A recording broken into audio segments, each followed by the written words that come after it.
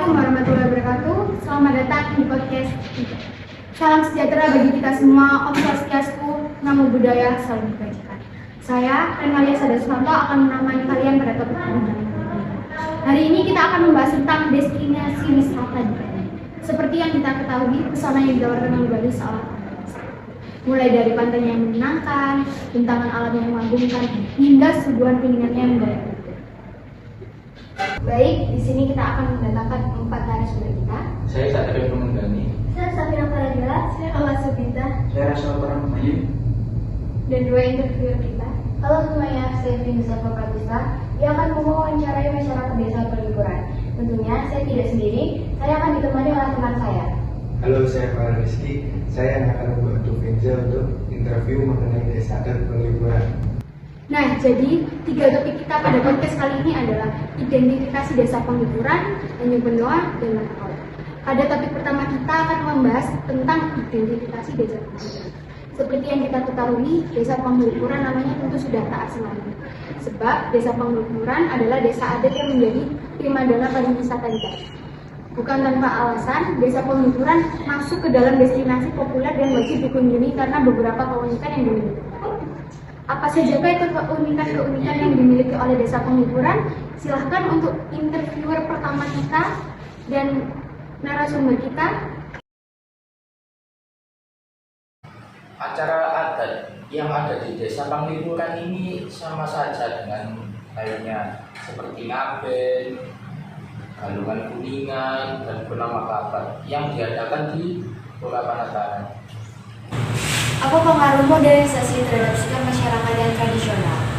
Untuk pengaruh modernisasi bagi masyarakat tradisional tidak terlalu terpengaruh dan tidak mempermasalahkan modernisasi saat ini. Kita sebagai masyarakat tradisional masih bisa mewariskan budaya-budaya yang diwariskan oleh para leluhur terdahulu. Bagaimana bentuk pengembangan desa penghiburan terhadap perubahan sosial budaya yang terjadi pada masyarakat desa penghiburan setelah menjadi desa wisata? Kita sebagai masyarakat desa penghiburan masih mempertahankan sosial budaya desa penghiburan.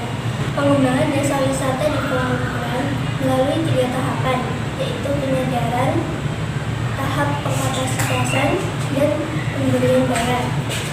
Kegiatan penyadaran pada masyarakat mulai pentingnya menjaga budaya dan adat istiadat.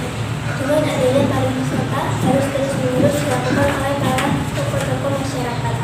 Hal ini untuk menjaga kelestarian budaya, adat istiadat, dan nilai-nilai moral yang diwariskan oleh para leluhur sehingga dapat diturunkan pada generasi mendatang dan menjadi benteng bagi masuknya pengaruh budaya asing, terutama yang tidak sesuai dengan kepribadian lokal dan tidak sesuai dengan kepribadian lokal. Untuk kemajuannya sih desa semakin maju. Apa saja optimisme atau keinginan ke depan untuk warga desa penghiburan? Untuk keinginannya, kita sebagai penerus harus bisa mewariskan budaya-budaya dan adat istiadat yang diwariskan oleh para leluhur terdahulu. Untuk keadaan pura nih, keadaan pura saat pandemi berlangsung di desa penghiburan bagaimana? Keadaan pura pada pandemi saat itu tetap berjalan. Kita masih tetap melakukan persembahyangan di pura dengan hikmah. Tetapi dengan pembagian peserta yang dibatasi maksimal 20 orang. Oh begitu ya, Bli. Baik, terima kasih untuk informasinya, Bli. Sekian dari pertanyaan saya. Terima kasih. Waduh, sungguh unik sekali ya tentang desa penghiburan ini. Mulai dari pengembangan desa wisata, perubahan sosial hingga optimisme ke depannya untuk desa penghiburan. Baik, terima kasih untuk interviewer utama kita, Finza, dan narasumber kita, Satria dan Safina. Sekarang kita akan lanjut pada topik kedua kita, yaitu Tanjung Benoa. Berbeda dengan sebelumnya, kali ini kita akan membahas tentang reklamasi dan dampak-dampak yang ada di Tanjung Benoa. Silakan kepada interviewer kedua kita dapat memberikan pertanyaan kepada narasumber kita. Dari siang hari ini, izinkan saya mewawancarai tentang Tanjung Benoa, Kak. Dulu sempat viral tentang persoalan warga sekitar yang menolak adanya reklamasi di Teluk Benoa. Apa alasan penolakan dilaksanakannya reklamasi tersebut di Teluk Benoa?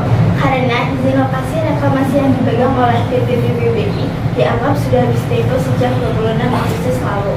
Belum lagi analisis dampak lingkungan. Mega proyek itu tersendat karena aspek sosio-kultural. Jadi, AMDAL-nya tidak lulus KAEN. Pada saat yang sama, izin lokasinya tidak berlaku. Maka, otomatis proyek berhenti atau gagal. Teluk Benoa terselamatkan dari reklamasi seluas 700 hektar oleh PT TBPI. Made Sugianto, Wakil Desa Adat Tanjung Benoa, menyatakan tetap konsisten dan tegas menolak revitalisasi Teluk Benoa dengan alasan apapun. Dampak negatif dan positif setelah wisatawan mengenal Tanjung Benoa. Negatifnya ketika para wisatawan berkunjung pada saat cuaca buruk, kami harus membuka tutup wahana permainan air dengan situasi kondisi cuaca dan kecepatan angin. Membuka tutup wahana permainan air tersebut harus dilakukan untuk menjamin keselamatan para wisatawan. Untuk dampak positifnya, dapat meningkatkan penghasilan pedagang-pedagang yang di Tanjung Benoa. Selain itu, Tanjung Benoa menjadi terkenal berkat wisatawan yang berkunjung. 2, 3. Dampak sosial pariwisata terhadap masyarakat lokal di kawasan Tanjung Benoa. Dampak sosial pariwisatanya yaitu keterkaitan dan keterlibatan antara masyarakat setempat dengan masyarakat yang lebih luas, termasuk tingkat otonomi atau ketergantungan dampak terhadap meningkatnya penyimpangan sosial. 1, 2, 3. Sekian dari pertanyaan-pertanyaan saya. Sekian, terima kasih. Sekian dari pertanyaan-pertanyaan saya. Sekian, terima kasih. Terima kasih untuk interviewer kedua kita, Farel, dan narasumber kita, Ola dan Rasya, yang dengan senang hati memberi informasi tentang Tanjung Benoa kepada kita semua. Nah, sekarang kita akan membahas topik ketiga, yaitu pendapat wisatawan asing tentang Tanah Lot. Baik, untuk kedua interviewer kita, silakan memberi pertanyaan kepada narasumber. What made you interested in visiting Tanah Lot? Saja view is very beautiful and remember here makes me interested in visiting Panama. In your opinion, what are the interesting objects in Tanah Lot? In my opinion, the interesting object in Tanah Lot is the temple which is in the middle of the sea near the beach. What time do you think is the best time to visit Tanah Lot? The best time to visit the temple is during the time of sunset between 6 p.m. and 7 p.m. Nah, sekarang saya akan menutup podcast kali ini. Terima kasih untuk Saudara Satria, Saudari Safina, Saudari Ola, Saudara Rasya, selaku narasumber yang telah berbagi ilmunya dengan ikhlas kepada kami semua. Dan saya ucapkan terima kasih juga kepada para penonton yang telah menyaksikan podcast kami dengan seksama. Terima kasih banyak semuanya. Semoga podcast yang telah kita laksanakan hari ini dapat bermanfaat bagi kita semua serta para penonton ya. Kurang lebihnya mohon maaf dan sampai jumpa. Wassalamualaikum warahmatullahi wabarakatuh.